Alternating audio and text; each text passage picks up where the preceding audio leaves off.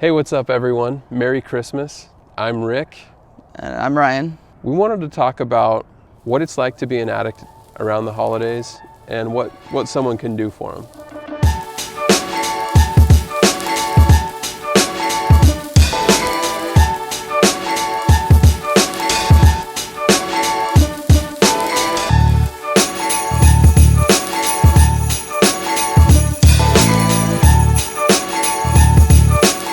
Several years ago, I remember you were staying out of a motel room, a pretty crappy motel room.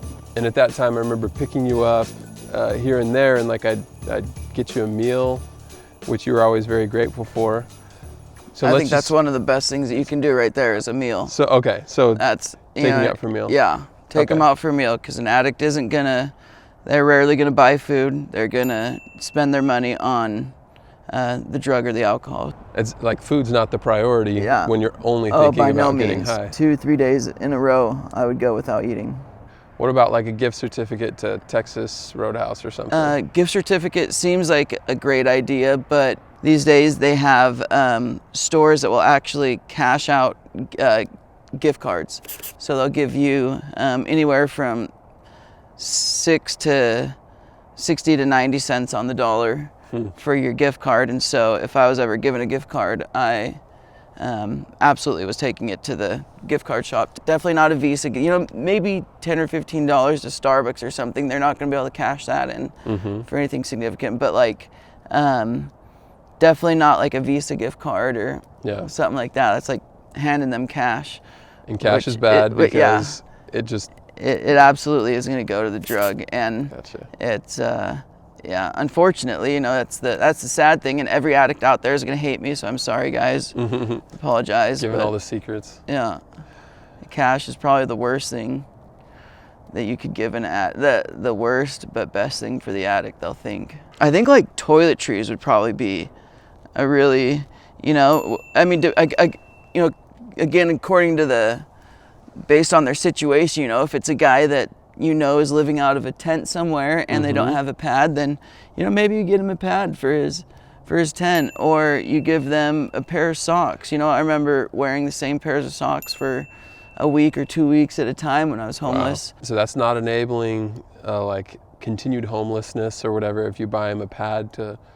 I guess you could argue that, and some people would, but I think whatever you feel, I really I don't think you buying a pad is going to make that guy say, well, you know what? I was about to this cush pad. I was about to move out of my tent, but now that they got me that pad, I'm staying here for sure. My life of misery being homeless is suddenly a little more comfortable. Much better. I can tolerate it. Finally made it. So what would you think of someone getting you clothes? 80 or 90% of the time, it's a great gift, especially right now when it's cold out. You see someone that doesn't have a nice sweater or something, definitely give it to them. Your name brand exchange and stuff, I have gone there a lot. I've sold many a clothes to them, but they give such a small amount. It was the biggest, you have to have such a load of, I gave them so many pairs of shoes and jeans and everything. They gave me like 40 or 50 bucks. So if you give someone a pair of clothes, a shirt, some pants, some shoes, as long as they're not like freaking super nice Jordans or something, they're not going to sell them. They're probably going to utilize them. A few Christmases ago, you met a guy who kind of took you under his wing for a little while, and he got you a motel room, which is where you stayed for Christmas for a few days.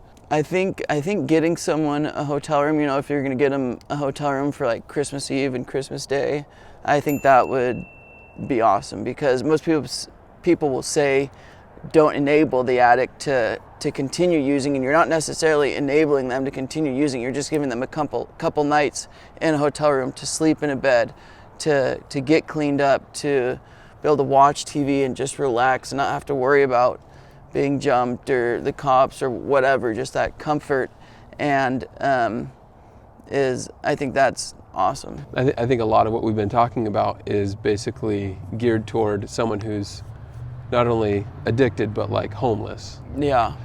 But in general, I think it sounds like you want to avoid giving them anything that can that can be liquid, that can be turned into cash pretty quickly. Yeah. Because or traded to the dope dealer. Oh, gotcha. So it's not just a matter of what a pawn shop will take, but it's what a dealer would take, because they'll take trades. Yeah, some will. Yeah. Interesting. I might think, oh, my buddy doesn't have a car, he's homeless or whatever. Maybe I get him a bike. Mm-hmm. What would you think of that? I mean, if he's a real addict, that bike, if he doesn't have a consistent way of getting drugs, then that bike will probably end up at the pawn shop or maybe on OfferUp if he has a phone still.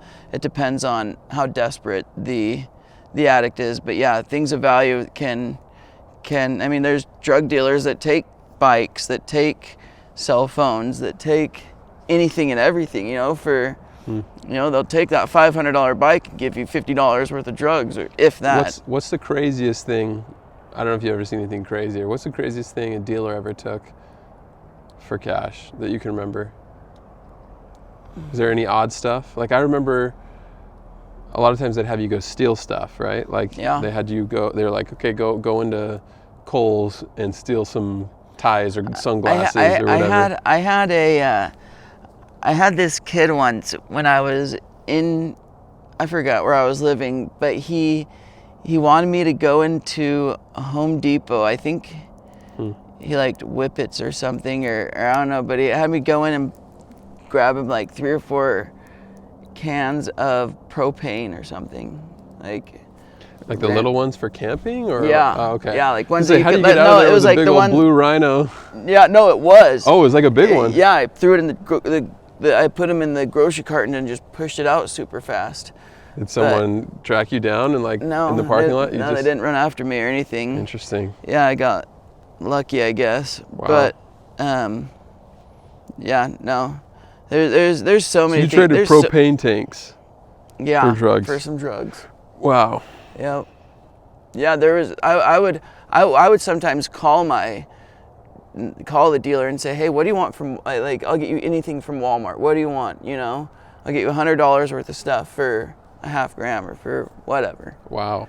For X, Y, or Z. Or I have this, I got this camera, I got this phone, and I got a tablet. Will you give me this for it, or what will you give me for it? People sell food stamps. All food stamps is a huge thing. Food stamps, they get 50 cents on the dollar usually. Dang.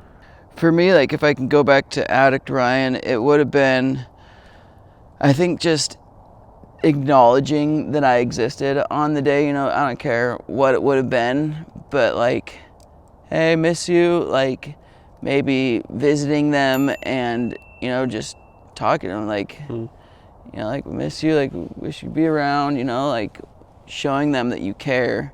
So simple. I hadn't even thought of that. Like, because I'm like, what do you get? What do you get someone? Yeah, it's like almost like visiting someone in a hospital. It's like you might not be able to like heal them of the cancer, but you sure can like say, hey, we're rooting for you. We hope that you'll get better. Yep.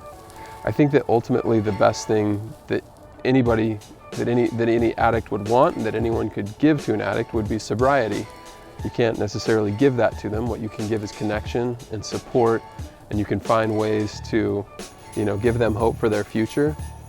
And that's what we're hoping to do by creating these videos, is allowing you to be able to speak from a position of experience, to be able to talk to people, whether they're in addiction, whether they love someone who's in addiction, or whether they're just kind of curious about what it's all about. There's a lot of misunderstanding and a lot to be learned from people. And that's why I'm excited that you're willing to kind of share those stories, what you've been through, but also where you are now and how much life has changed, how much better things are, what has enabled you to be able to become clean and also to stay clean. I hope that this helps anybody who's out there, regardless of your situation.